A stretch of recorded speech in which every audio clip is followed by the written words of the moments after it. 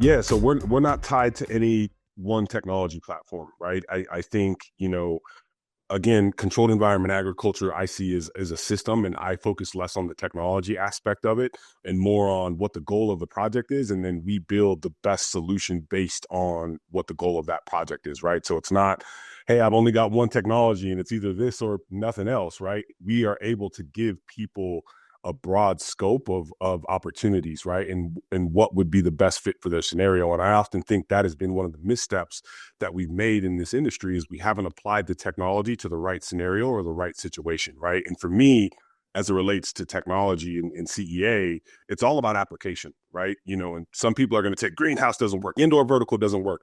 It all works. It just depends on how you're going to apply it, right? And you can't get lost in those other dynamics, but you then drill it down even more. And it's like, well, what's the goal and the function of your company? And one of the things that I've been talking to a lot of my clients about recently is you're not going to be successful because you're a CEA company or you're an indoor vertical farming company. You're going to be successful because you grow high quality produce that's consistent, that's available year round. End of story, right? Doesn't matter that it was grown indoors under lights. Doesn't matter that it was grown in a greenhouse.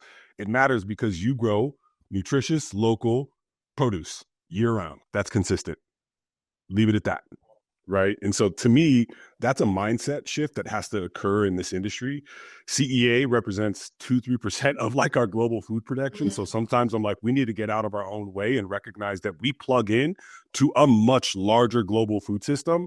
And sometimes I feel like companies in this industry only think they operate in CEA and they've got their blinders on, and they don't recognize the other dynamics that impact or affect their business model, right? We love to talk a lot about unit economics and all these things in this space, but it's like in comparison to what?